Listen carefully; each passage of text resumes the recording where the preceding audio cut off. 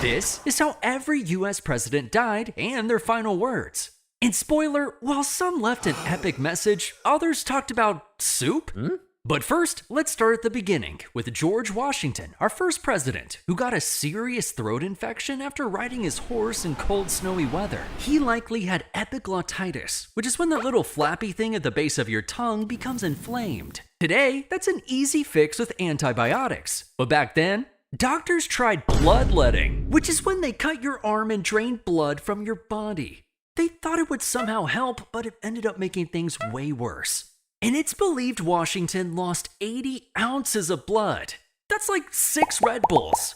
He told his doctor, "I die hard, but I'm not afraid to go." And as he struggled to breathe, his final words were, "'Tis well." But if you thought that was dramatic, this is the most insane coincidence in US history, where John Adams and Thomas Jefferson, the second and third presidents, died on the exact same day. They started out as friends and revolutionary bros. Jefferson wrote the Declaration of Independence, and Adams helped defend it. Squad goals. But in the election of 1800, the two became political rivals. Then, after a decade of not speaking, Adams and Jefferson reconnected as pen pals and became besties again. However, on July 4th, 1826, exactly 50 years after signing the Declaration of Independence, the spookiest thing happened. Jefferson grew ill from diarrhea, pneumonia, and a kidney infection. And on the night before his death, he asked, "Is it the 4th?" When they told him not yet, he held on for one more day. And his final words were, "No, doctor, nothing more." Meanwhile, hundreds of miles away in Massachusetts, John Adams was a sickly 90-year-old man dealing with heart failure. Completely unaware that his bestie Jefferson died hours earlier, Adams said his famous last words, "Thomas Jefferson survives." It's kinda crazy that these two, who spent their whole lives being frenemies, ended up checking out on America's birthday. Kinda like our fourth president, James Madison, who almost completed the 4th of July trifecta. Because after dealing with congestive heart failure, the father of the US Constitution was on his deathbed, and doctors were trying desperately to keep him alive until July 4th. But when offered more stimulants by his niece, Madison said, "Nothing more than a change of mind, my dear. I always talk better lying down." Which basically meant he was ready to go, and died on June 28th, 1836. I mean, come on, he was so close to making it to the 4th. But you know who did make it? The 5th president, James Monroe, who became the 3rd one to die on Independence Day. He had heart troubles which worsened after contracting tuberculosis. But his final words were about how he missed his old friend James Madison. "I regret that I should leave this world without again beholding him." And while most presidents die on their deathbeds, some die on the floor of Congress. Like the 6th president, John Quincy Adams, who after serving as president didn't retire to play golf, but instead went back to Congress as a representative. And while casting a no vote, he suffered a massive stroke, grabbing his desk and collapsing on the House floor. And after they carried him out, John Quincy Adams said, "This is the last of Earth. I am content." But some presidents have more peaceful endings, like Andrew Jackson, who is one of the most insane presidents in American history. He was a tough dude who fought in duels, survived the first ever presidential assassination attempt, and beat up his would-be killer with a cane. But despite all this, he didn't go down the way you might think. He got tuberculosis, had heart problems, and suffered from dropsy, which is when your body fills with too much water. Hydrate or dihydrate, am I right? And on his deathbed, surrounded by family, this tough guy turned into a softie, with his last words being, "Oh, do not cry, be good children, and we shall all meet in heaven." And then there's Martin Van Buren, our 8th president, who struggled with asthma and heart problems. He died quietly at his fancy house called Lindenwald, with his last words being, "There is but one reliance," which was his way of expressing his trust in God. And while Van Buren lived a long 79 years, our next president holds the record for the shortest presidency because of this one dumb mistake. During his inauguration, William Henry Harrison gave an insanely long 2-hour speech in the freezing cold rain without even wearing a coat. And for over a century, we thought he caught pneumonia and died. However, recent studies suggest this probably wasn't the cause, because he didn't get sick until 3 weeks after the inauguration. Experts now believe he either died from typhoid fever or septic shock due to contaminated drinking water at the White House. That's insanely unlucky, because Harrison only lasted 31 days in office, which means his vice president, John Tyler, got a promotion. But this president didn't have the best record with the people. He was the only president whose death wasn't officially mourned by the country. Because during the Civil War, John Tyler sided with the South. He was even elected to the Confederate Congress. But before he should start the job, he started having dizzy spells and died of a stroke, with his last words being, "Perhaps it is best." Agreed, John. Then there was James Polk, who died far too young at 53 years old. And it's because 3 months after leaving office, he was on a tour of the South where he contracted cholera, a nasty disease that gives you explosive diarrhea. But despite the circumstances, he went out as a romantic, with his last words to his wife being, "I love you, Sarah. For all eternity, I love you." I'm not crying, you're crying. But for this next president, you might be laughing, because Zachary Taylor died from eating too many cherries and drinking too much milk. Or did he? During a 4th of July celebration in the sweltering heat of DC, Zachary Taylor desperately needed to cool off. So he ran into the White House, ate a bowl of raw cherries, and drank several glasses of milk. The problem was, food safety was basically non-existent back then, and Taylor came down with gastroenteritis and died 3 days later. However, many believe Zachary Taylor was poisoned, because he was the current president when this went down, and pre-Civil War tensions were rising. But when forensic scientists looked at his body in the 90s, they found nothing fishy. So it really was just some bad cherries. And before he died, Taylor said, "I'm about to die. I expect the summons soon. I've tried to discharge my duties faithfully. I regret nothing." And after death by cherries, VP Millard Fillmore stepped up to the plate. And unlike Taylor, Fillmore lived a long time after his presidency, until he had a stroke. But right before he died, someone gave him soup. And Fillmore said, "The nourishment is palatable," which basically means in fancy talk, it tastes good. 5 stars for the soup. But our next president had one of the saddest deaths ever. Just weeks before taking office, Franklin Pierce's son was killed in a horrific train accident. And this sent Pierce on a downward spiral of depression. He started drinking too much, became an alcoholic, and destroyed his liver with a disease called cirrhosis. He died after losing re-election, and nobody wrote down his last words because he was all alone. Dang, that's sad. And unfortunately, the downward spiral of America continued with the next president, James Buchanan, who many view as one of the worst presidents because the Civil War was coming and he did nothing to stop it. Buchanan died of a bad respiratory infection, although some believe he fell victim to the mysterious National Hotel Disease outbreak. But that's just rumors. He went out proclaiming, "O Lord God Almighty, as God wilt." But you know what they say, weak men create hard times, and hard times create strong men. Which leads us to this tall drink of water with a top hat, Abraham Lincoln, one of the greatest presidents in American history. Although the Confederate South might disagree, because while watching a play at Ford's Theater, Abraham Lincoln was shot in the head by John Wilkes Booth. And unfortunately, couldn't leave us with any words of wisdom. Instead, his final words were a casual reassurance to his wife in the theater box. She won't think anything about it. He was referring to what a friend might think of them holding hands at the theater. Scandalous. But after Lincoln's crazy assassination, VP Andrew Johnson took over, and he wasn't exactly popular. Congress tried to kick him out of the office with impeachment. And years later, Andrew Johnson died from 2 strokes he suffered while visiting his family in Tennessee. The second stroke left him paralyzed on one side, with his final words being, "My right side is paralyzed. I need no doctor. I can overcome my own troubles."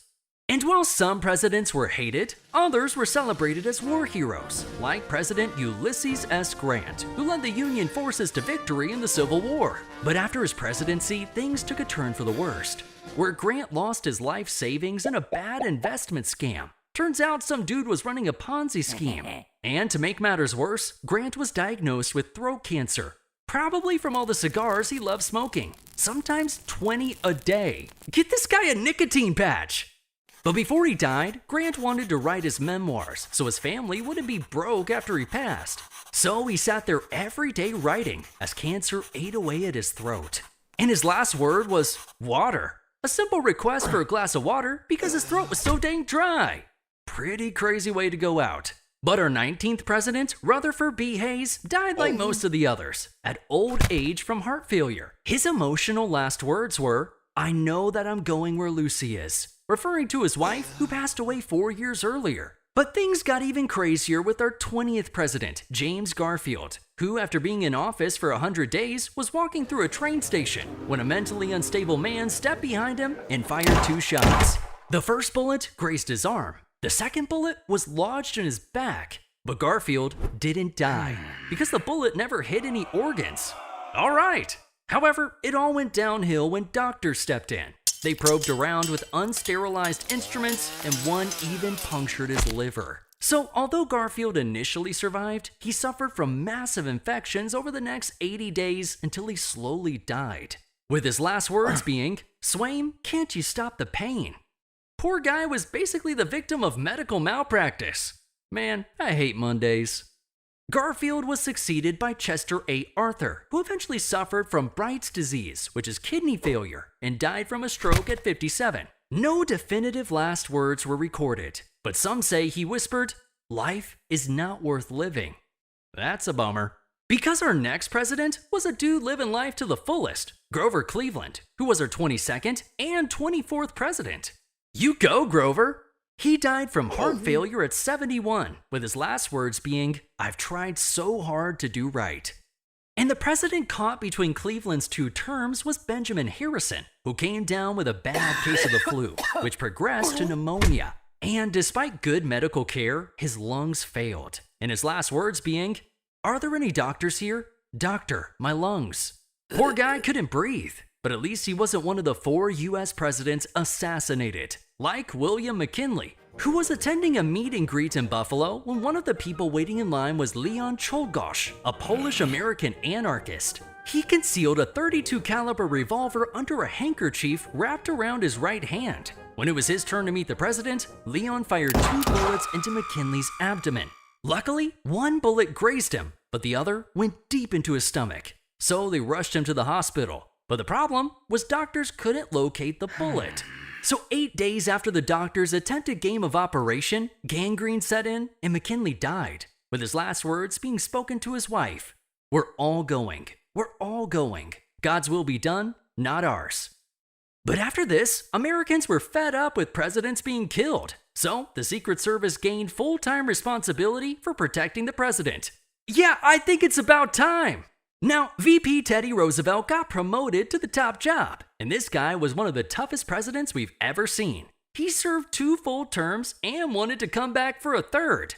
In 1912, Teddy ran again as a third-party candidate for the Bull Moose Party, and when stepping out of his hotel to give a speech, he was shot in the chest. However, he didn't die. In fact, he got right back up and gave an 84-minute speech with a bullet lodged in his chest. That's pretty wild. Teddy went on to live another 6 years, where he led a deadly expedition through the Amazon rainforest, and once again, almost died. This time from a leg infection, weight loss, and malaria. And many believe this permanently weakened him.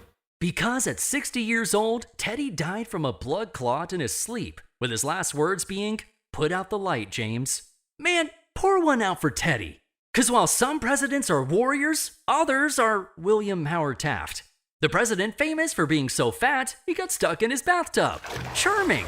But believe it or not, that's not how he died. At only 5'11", William Taft ballooned to over 300 pounds, which strained his heart. And although he lost a great deal of weight, the damage was already done, with Taft dying from heart failure at 72. And his final words weren't recorded, so we'll just have to use our imagination. Woodrow Wilson never fully recovered from a massive stroke he suffered while in office. Unfortunately, he lived his final years partially paralyzed, with his last words being, "I am a broken piece of machinery. When the machine is broken, I am ready." But at least this dude died after being president. Unlike Warren G. Harding, who was dealing with corruption scandals while president. So in an effort to rebuild public trust, he went on a cross-country speaking tour. But the situation was so dang stressful, he developed pneumonia. And while resting in bed with his wife reading the paper, Harding died from a heart attack. Poor guy's last words were, "That's good. Go on, read some more." And his VP Calvin Coolidge became the next president, who after a few years of leaving office, died suddenly of a heart attack at age 60. Silent Cal was famously super quiet, so upon news of his death, Dorothy Parker joked, "How can they tell?" Cal's last words were, "Good morning, Robert," a simple greeting to a worker in his home. And while some presidents' lives are cut short, others live a long life, like Herbert Hoover, who was the second president to reach 90 since John Adams. Hoover eventually died of internal bleeding, but because he was so weak, no last words were ever documented. And then we have Franklin D. Roosevelt, who was elected president of the United States a ridiculous 4 times in a row. I mean, leave some for the rest of us. But by his 4th term, FDR's health was falling apart. He dealt with high blood pressure, heart disease, and secretly had polio, which left him paralyzed from the waist down. Oh, and on top of all that, he had to deal with the stress of the Great Depression and a small conflict called World War II. Pretty crazy. So in his 4th term, FDR suffered a massive stroke while posing for a portrait at his Georgia retreat. His last words were, "I have terrific pain in the back of my head."